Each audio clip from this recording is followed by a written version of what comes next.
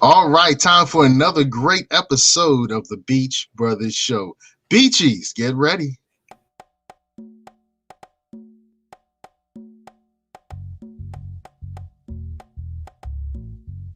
So, look, the Beach Brothers Show is a show where we deal with Virginia business and politics.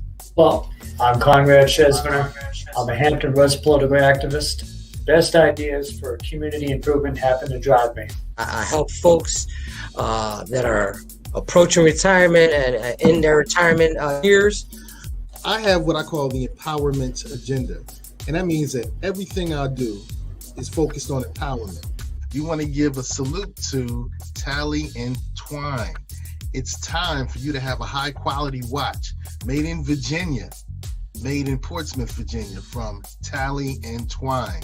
We want to say thanks to Southern Volkswagen Greenbrier for their great level of sponsorship. If you need a new car, you don't need to go far. Southern Volkswagen Greenbrier.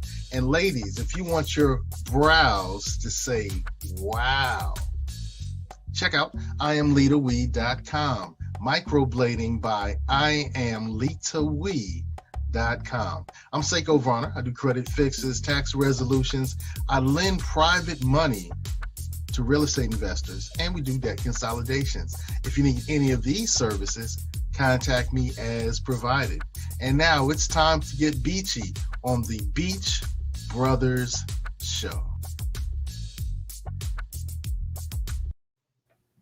All right, Beachies. It's time to get beachy. How you doing, Brother Beach? Brother Conrad? I'm doing very well. I'm Mr. Fellow Brother. Yeah, my brother from another mother and beach. Beach mothers and beach fathers. Yeah, it's the Beachy family. All right, Beachies, it's time to get beachy. We're going to have an interesting conversation on Space Force. Now, when I first heard that term, Space Force, I thought it was like a cartoon show, like Space Force. It became a Netflix show. A really funny Netflix show. Yeah, we're going to talk about things in space today. So, hey, it's time for the podiums. Shall you begin or shall I? I'll begin this time. Now, Virginia Beach took up a civilian review board again on Tuesday night. The city currently has an investigative review panel, and that's to ensure reports and conclusions of the police department's internal affairs office, their investigations involving abuse of authority or serious misconduct, are complete, accurate, and factually supported. The panel is provided cases for review only after the police department's internal affairs organization has completed its investigation, and often months later. The IRP has no ability to compel witnesses or production of evidence. It relies only on the information provided by the complainant and the city, and there is no verbatim transcript generated, which the press could then examine to determine newsworthiness. Now, when the IRP votes and transmits recommendations back to the chief of police and the city manager, there is no feedback loop. No requirement for either city officer to do anything in response to the IRP's recommendation. If you were creating a process that appears to be an accountability mechanism while providing minimal oversight, then the IRP, as Virginia Beach has it, would be what you would construct. 2 weeks before Donovan Lynch's death by police shooting, Virginia Beach City Council voted 6-5 to not empower the IRP to subpoena witnesses or to discipline police. The momentum turned quite loudly against City Council this past Tuesday, and I and many others aggressively scolded the body to correct this course and create a task force for a stronger review board. It did pass 6-5, so it sort of flipped. Now, my opponent in last year's Rose Hall City Council race, the victor, Michael Berlucci, was one of the Tuesday nay votes against creating the task force. And it did seem unfortunate for the councilman to sort of take both sides, as if speaking to the ills of policing, which create community mistrust, but revering the police to such a degree that he sort of wants to withhold reform. Obfuscation was used, and remember, that's a process to make a simple concept much more complicated and thus lose its meaning. I was most struck by his stance that the task force, what they were voting on, he chose to go against it because it doesn't do enough to help create community solutions. And that's commentary worth scolding tonight on my podium. It's a logical similarity structured to not voting for a citywide tree planting initiative because it doesn't solve the city's flooding issues all at once. It's that similar. My friend, the task force is a needed piece of the puzzle. Don't vote against creating the piece just because you don't have the whole puzzle yet. That's my podium. Wow, that's intriguing. That's very intriguing. I think we're on a similar page once again, and that doesn't happen very often. You may have remembered that a few podiums ago, I said that city council has failed us. We asked for a citizen review panel with investigatory and subpoena power, and in an informal, not in front of the public, not recorded in the documents vote, 5-6, city council decided, they want a CRP, but we don't want it. And good brother Bertolucci was one of the people who decided that he was not going to vote in favor of the citizen review panel with investigatory and subpoena power. Now, interestingly enough, I thought about that and I said, you know what? What's the empowerment focused approach to this? And it dawned on me, our good friend Michael Bertolucci, our good friend who we endorse with the Hampton Roads Black Caucus, we endorse with the African American Political Action Committee, and others, may not have heard from us. So this is what I did. I said, you know what?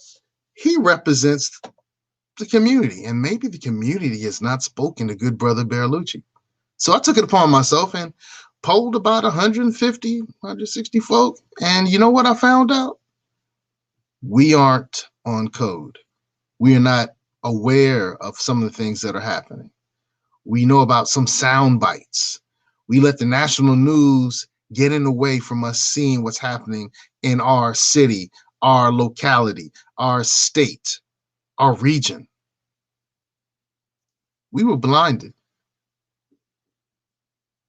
So I can't fault good brother entirely for his position. So after reaching out to 150, 160 folk, I found out that we were not on code. So it's time for us to get on code. So contact your city council person. Let them know, hey, I'm interested in a citizen review panel to make sure everything goes right. Just to make sure. We talk a little bit about there are a few bad apples. Well, how do you find out about those few bad apples? You investigate, you look over your apples. You have somebody who's acting like an overseer to make sure that you have quality control. We need to make sure we have quality control. Do we hate No, that's dumb. That's stupid. That's taking a small argument and shifting it over here just to make sure you fight against it. It's a straw man deal, Nobody hates anybody. We hate how things have been treated for people of African descent here in the United States of America and other countries. We've been saying since the early 15, 16, 1700s, hey, we're having a very difficult and different experience with the judicial system. And we want a system of justice. Hey, 1900s, we have a very different experience with the judicial system, and we want a system of justice. 1950s, hey, we're having a very different experience with the judicial system, and we want a system of justice. Hey, 1970s, we're having a very different. I sound like a broken record because the record is broken. And the record says that there are times when things need to have some oversight. So contact your city council person, your representative, and say, hey, representative, I don't think you necessarily knew my views. It's time for us to get on code so we can make sure that our people, our community, and our law enforcement are both taken care of. I oversee my children to make sure things go right. And you know what happens when things go right? I celebrate them. Don't our law officers and law enforcement officers need to be celebrated a little more? Isn't that what I keep hearing? Huh? Well, how can I celebrate them when I don't have any oversight? So contact your folk, let them know, hey, this ain't no joke. This ain't over. So I'm Seiko Varner, Mr. Empowerment. I want to say one love to my beautiful country. My time is up. Peace out to Brooklyn. 2 up and 2 down for VA. OHIO to my beautiful country, my beautiful planet, Columbus, Ohio. Columbus, Ohio is a planet. Brooklyn is a blood type. Get on code, y'all. Hey, we love you. Peace. And let's talk about Space Force. What's up, BGs? We'll get there about Space Force. We'll get there. Now, the Beach Brothers show doesn't shy away from the strong minds who are not a part of the duopoly of U.S. politics. We're a fan of independence, third parties alike.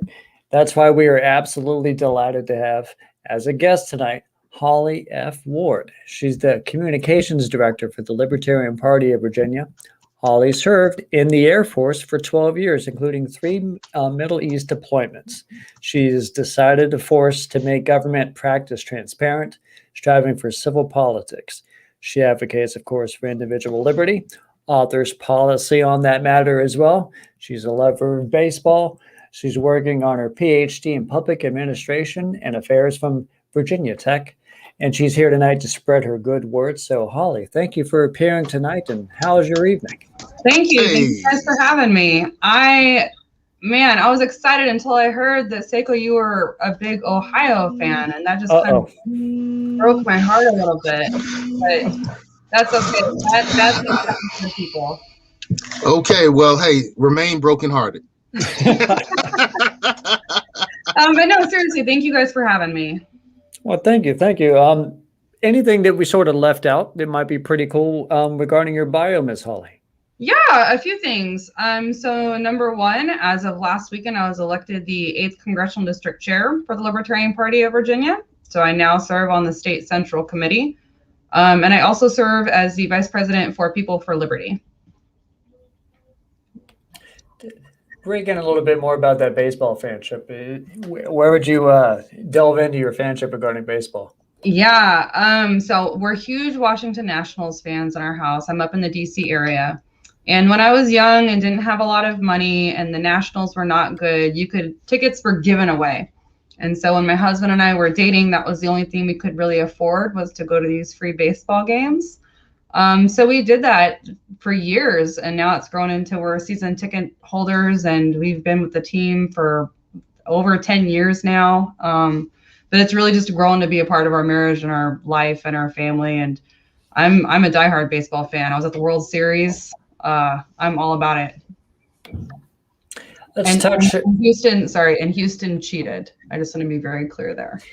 I would agree with that. I happen to listen to a lot of sports radio on the way into work, and that's definitely a big topic, was what the Astros did, which is why their derision that they've been getting from fans and other teams is well deserved. You bet. And, we were so excited to go in 2020 to really wail on the trash cans. And I just wanted to talk about Jose Altuve and scream so much. And we as fans got robbed of that. So I'm sad they're not coming to DC, but I hope that they are raked over the coals this year. Now let's bring it a little bit back to the Libertarian Party and more or less its philosophy. Is that something you've grown to appreciate over the years and got more and more so, or were you largely a supporter of individual liberty your entire political life? So in California, which is where I was born, when I graduated high school, there's a few rites of passage that you get when you turn 18, and one of them is registering to vote. And in California, you get to register to vote as a Republican, a Democrat, or a Libertarian. And so I knew that I was free and nobody was going to tell me what to do because I was 18 and I knew the world. So I've been a registered libertarian ever since. I don't think I knew what that meant really until probably 5 or 6 years ago when I started digging into literature and deciding, how I felt about liberty, what other people think about liberty, how do we kind of connect those dots to meet everybody where they are about liberty. So I've identified as a libertarian as long as I've been voting. But I think being comfortable in the definition of a libertarian, probably about the last 5 years. All right. All right. Now, this is going to be more of a left field question, to use another baseball term. Yeah, sure. It's significant to the party itself, and it's significant to this great state as we have so many military hubs here in Virginia. So how do you take your Air Force career in its roles that you end up having found in the Middle East in comparison to the overall libertarian philosophy, which seems to be greatly different than the sort of warish Democrats and Republicans take? Yeah, for sure. So I think my second tour was really when I started to get a taste of it. It's hard to define freedom, but I know what freedom doesn't look like. And I'll never forget, I was on a deployment and I wasn't really sure what we were doing there. And I had the cheap little earrings that you get from like a tchotchke store in the mall. And there was a small girl in this Iraqi village, and she was commenting how much she loved my earrings. And I told her interpreter, she can have them, but please tell them that they're not real. And so I took them out and I gave them to the interpreter to give to the girl. And she had to be about 7 or 8. And she jammed it into her ear right there, stone cold, like bloody. And oh my gosh. And she told the interpreter, now people will know that I have talked to someone that's free. And that for me was a big, like, what are we doing here? But also, wow, what are we fighting for? So I came home and I really had to think about that a lot. And trying to decide what freedom was and how I was fighting for freedom. And, my heart, I want to serve the public. And am I serving the public being there? Is this what the public wants? And so the longer I served in the Air Force, I can say like it wasn't bad or terrible. I didn't have any horrifying experiences, but I learned that I was really working for an organization and I wasn't connected to the public as much as I would like to be connected to the public. So I've carried that with me a lot and anything that I do now, and I try to be purposeful and intentional. How can I convey the message of the public and how can I represent the public? What can I do with the public? That's when I started getting officially involved in the party and taking more leadership roles. But that was very different. I see we're scrolling through my Facebook page there. Yep. Trying to bring a little bit more of the viewers to the greatness that is Miss Holly. And so you had that experience overseas that changed your mind, and now you get involved in the party itself. What brings you to the role of comms director? How did you want to reach out to that?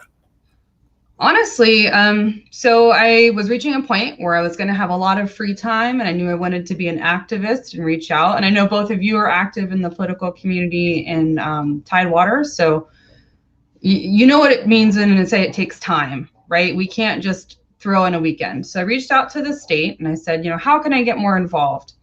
And I think comms director was something that they just sort of had and said was a good fit, and they needed someone to help clean things up. So I said, yeah, sure, great. Anybody that kind of follows along with the state communications probably figures out that there's a lot more that needs to be done. So in communications, I've tried to do things like establish press lists and reach out to local media, TV shows, newspapers. The Roanoke Times has been great. They've agreed to cover us on a number of issues. But there's been ups and downs for sure. I'm the first to tell you that there's trying to go a million miles a minute. I was so excited to celebrate the victory for cannabis legalization for consensual adults, and autocorrect so kindly changed it to cannibal legalization. So for a few hours, the Libertarian Party of Virginia supported cannibals. So it's definitely, right? I was so mortified. So it's definitely been a job with ups and downs, but hey, like I'm so, thank you, Michelle. Yeah, so much room for improvement messaging for sure. We've come a long way, but now we're at the point where we can, I think, start assembling a team of people, which has also been interesting. I've put out a few calls before, and some of the responses I get lend me to, I had someone say, we're going to show them. And it was like laden with profanities. And I was like, ooh, you are probably not the person for a state social media.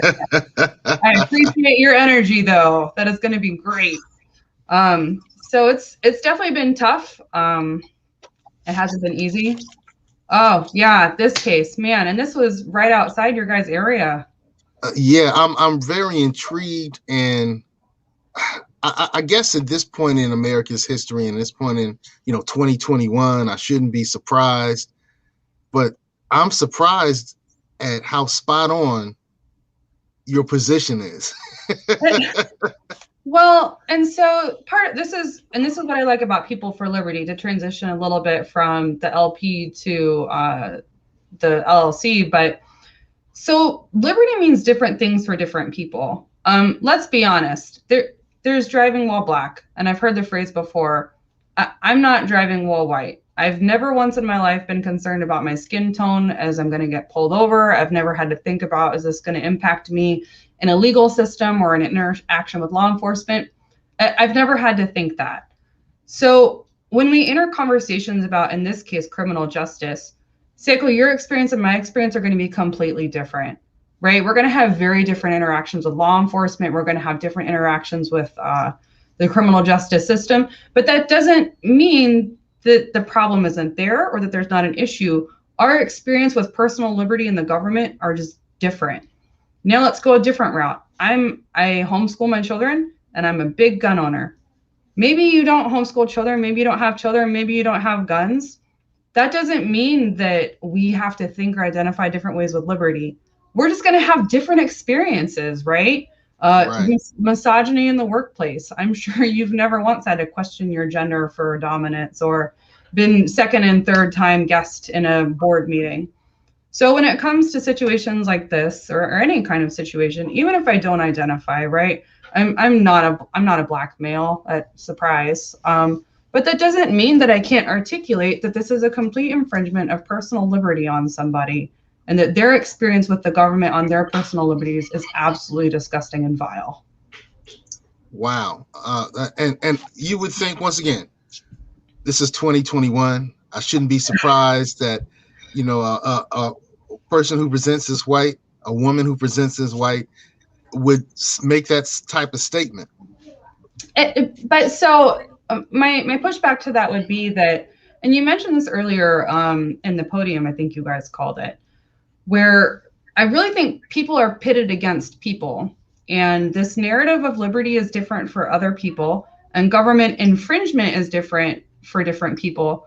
That doesn't exist. No one's talking about that. Everyone's asking you to kind of pick and choose sides and say, what side of liberty are you on, and what do you believe? Why can't you just represent and respect and help everybody's liberties all the time? And I think the public is so caught up in this media narrative of us versus them and right versus left that no one can step back and recognize and identify, your experience isn't the same. That doesn't mean you have to vilify or crucify somebody because they have a different boundary of liberty in the government than you do. That's insane. That's asinine.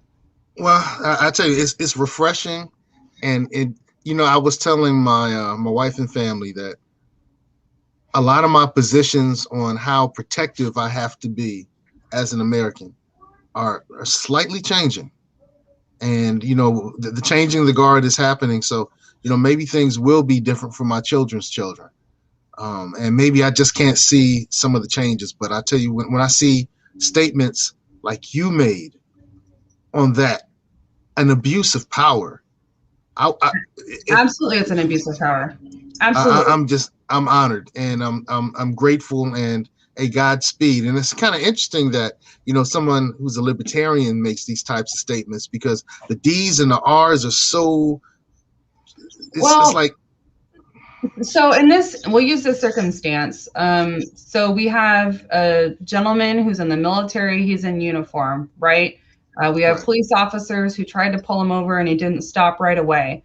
And so there's going to be one group of people that say we need to support our veterans, but then he didn't stop. He also had a gun in the car. So we had a gun in the car. Guess what? You're allowed to carry a gun. It's the Second Amendment. The guy has a permit. that's not illegal. And so this concept of you meet this brand of liberties that I like, or you meet this brand of liberties that I like. And honestly, when it comes to this specific situation, I also identify with the police officers. So it used to be that police officers were called peace officers, and they existed to help keep the peace. And somewhere, maybe in the 80s, it transitioned to law enforcement. And this hyper sense of enforcement and power and authority came into the position. And it was no longer about community, and it was no longer about public service. It was about protecting the power of organizations and institutions. And so I try to meet people where they are, and criticizing law enforcement officers is hard because this is A, what you've been conditioned to learn and train and believe. And B, I don't think that anyone joins a police department to be a monster. I don't think those guys joined like ready to ruin America. And so absolutely criticism is warranted. I think reform is warranted. I think having a very real conversation about authority and power that's delegated is warranted. But there also needs to be an aspect where we say, okay, we need to retrain how our officers think, retrain how they choose to believe the laws and their interpretations of the laws. There needs to be a clear and concise guide forward. And then we need to help people come to that point. We need to get away from you are here to enforce the law to protect the government, and you are here for the laws to protect the sanctity of peace in the area. And that's really gotten away. Bravo, bravo, bravo. I like what you're saying, because once again, I mentioned in the podium, we've been asking since 1500s that we're having a very different experience. We didn't say we hate y'all. There have been times when that sentiment has been expressed after dealing with some BS, but corporately, we've never said we hate y'all. We've never said we corporately hate the police, but we do say that we hate the way we get mistreated on occasion, and it goes unchecked. I just thought there was people that say they hate the police. We have to be very clear here. That's once again, I do say that we say that after we've had an encounter and we're upset. Yes, and that's very fair.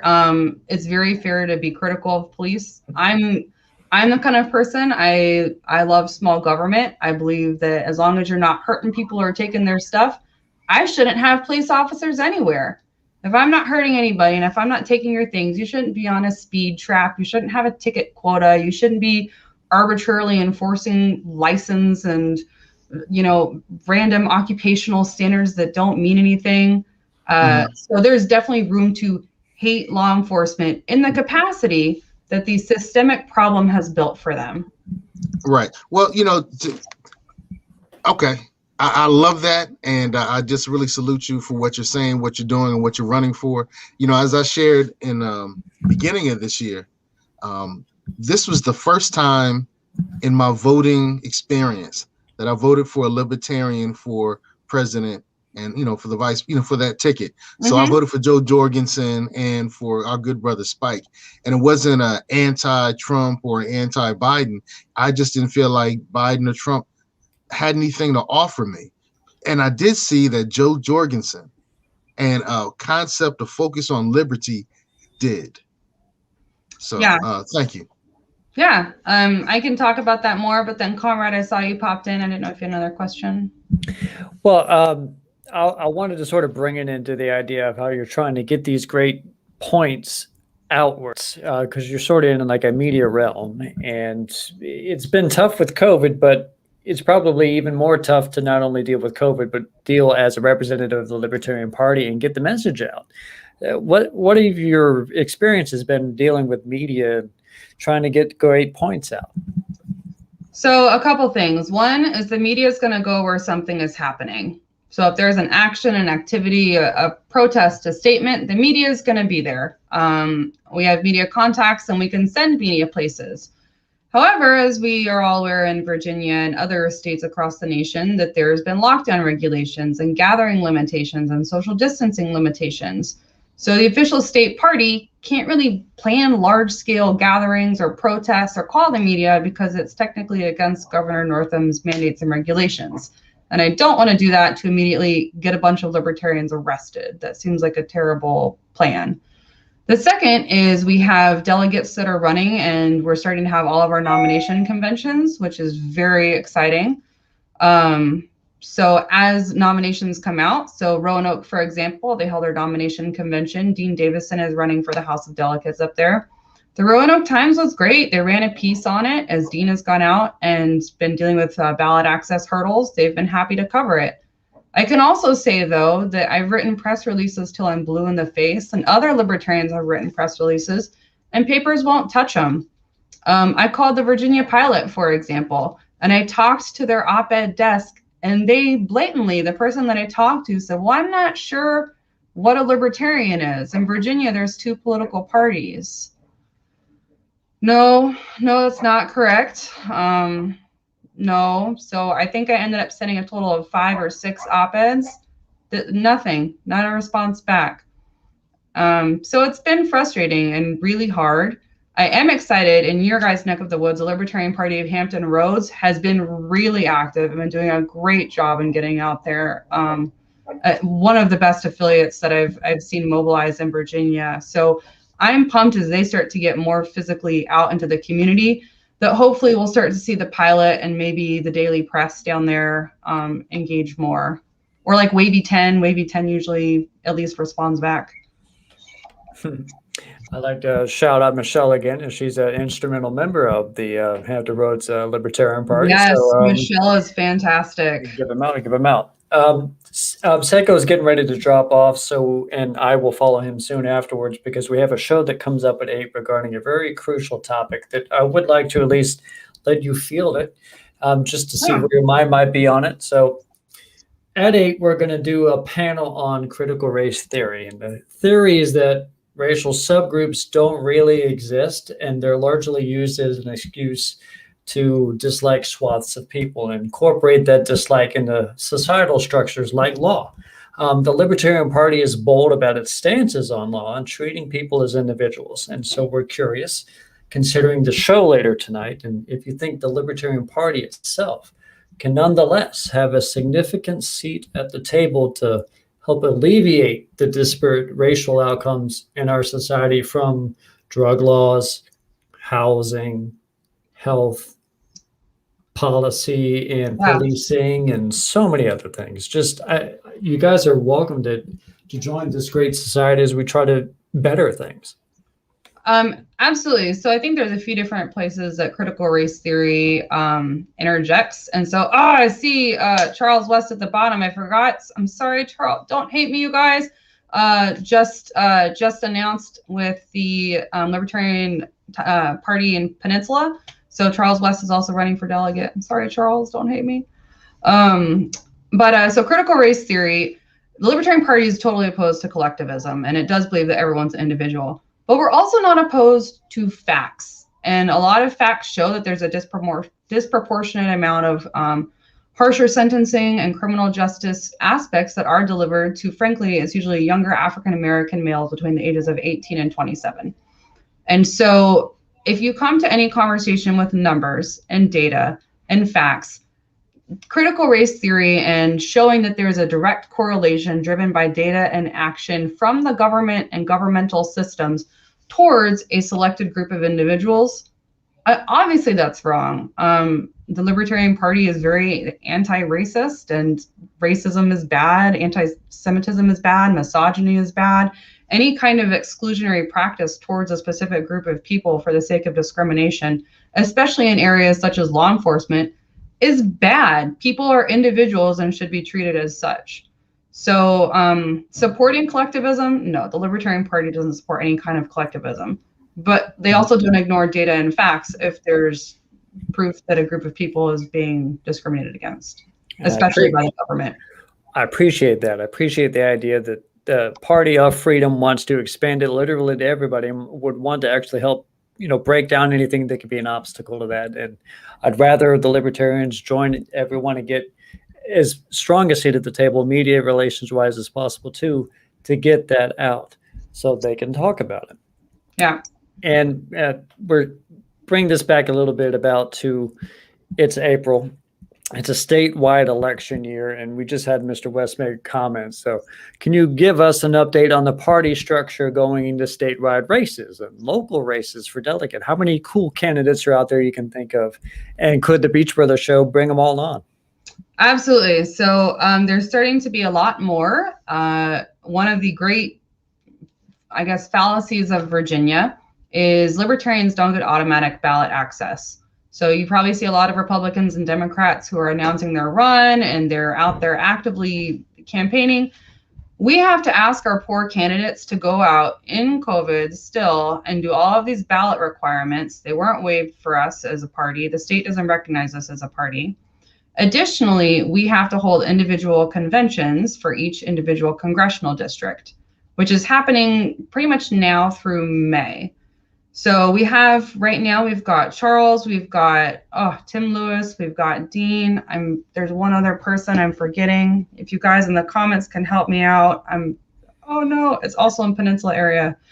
But I think over the next month, we have another 6 or 7 House of Delegates that have stepped up to run. There's Andrew Rose that's out in the western part of the state, kind of by Tazewell. Joe Pascal, he's running. I think his convention is May 8th. So we'll start to see a lot more activists and candidates.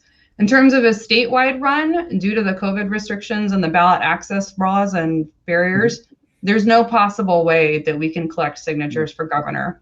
The restrictions weren't lifted. It's essentially physically impossible to get it out. So we decided to focus on local and state or local and House of Delegate. I see Andrew Watkins. Andrew Watkins, is he running? Andrew Watkins is the 2nd Congressional District Chair for the state of Virginia. He serves on our state senate. Thank you, Mike Bartley. Thank you guys in the comments for saving me. I'm not doing a great job of communicating right now. That's a pretty terrible description. But we're having a lot of local folks that are running. So Andrew Watkins, I don't think he's running. I think he ran his nomination is for the State Central Committee for a congressional district chair seat. And there still is the opportunity for more in the near future too. Yes, absolutely. So if you are interested in running, please contact your congressional district chair. Please contact your local affiliate. If you don't see them there, you can go to lp.org or lpvirginia.org and you can click and there's little buttons that say I'm interested in joining, I'm interested in running. So honestly, at this point, I think Virginia is really starting to listen for liberty. Listen to the people. I think the people of Virginia are starting to get frustrated with the old parties, and we're seeing engagement at the local levels, which is great. So as our affiliates grow, Hampton Roads is a great example of that. Three Rivers, huge shout out to them, Celeste Garrett. As we see our local affiliates grow, we're starting to feel that at the state level much more. All right, and definitely remember that the Beach Brothers Show would like to have them all on to give them a good show to talk about their campaigns and their policies. And we're sort of crunched here toward the end, so I'm going to try to wrap this last one up. The Beach Brothers Show loves highlighting good things, and I like to highlight, of course, my car, which is a trusty Volkswagen that I purchased from Southern Volkswagen in Chesapeake. And the Beach Brothers, of course, would like our viewers to look into stopping by Southern Volkswagen, and that's 1248 South Military Highway. Go see Mr. Charlie Roy and inquire about a vehicle you can get all the way around Virginia and do political points with. So, you know this as well as anyone as a Virginia traveler. What's good in your neck of the woods regarding Virginia? What businesses you really like in community and places? Oh, hands down goes to Gore Melts in Fredericksburg, Virginia. If nobody is following that, they refuse to comply with a lot of the state's mandates for COVID. They let customers continue and chose their own free liberty. They didn't listen to arbitrary. Oh, I know, Michelle, we didn't talk about Space Force. Next time. Sorry. Next time. Gore Melts, hands down. If you haven't looked him up, if you haven't looked up Matt, he really stood up and the state tried to sue him and they went to court and the state lost. He got to keep his operating license. I think there's a second case coming, but if you haven't, Gore Melts, hands down, Fredericksburg, Virginia. Excellent. Well, thank you so much, Ms. Holly, for coming on tonight. We're definitely going to want to have you on as we talk about the Space Force and the greatness that either is or is not regarding that. definitely a show for the future. So thank you so much for coming on, and get ready for your show. We'll get ready for our next show. Great. Can I make one final plug? Go right on ahead. May 1st is National Libertarian Day of Service. And so we are trying to encourage everyone to get out into your community. It doesn't have to be on May 1st. It can be a little before or after, but just hop on out, try to get in your community, help someone in need, pick up a park, but just really be present in your community in the name of liberty if you can. Excellent. Again, thank you for coming on, and we'll catch you next time, Ms. Holly. Great. Thanks. All right. Beach Brothers Show viewers, I want you guys to head on over to the Hampton Roads Black Caucus Facebook group so you can watch us discuss critical race theory at 8 o'clock. I want to close out with a couple of important videos here.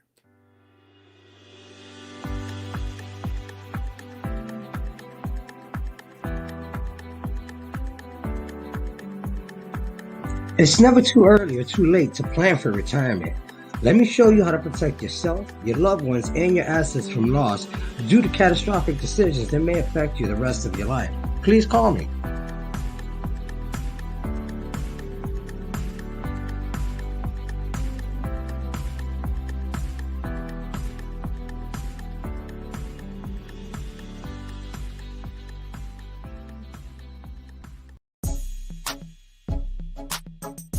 This show was brought to you by Positive Vibes Incorporated, our consulting services. We do credit fixes, we do tax resolution, we lend private money, and debt consolidation. So if you need some of these services, we're waiting here for you.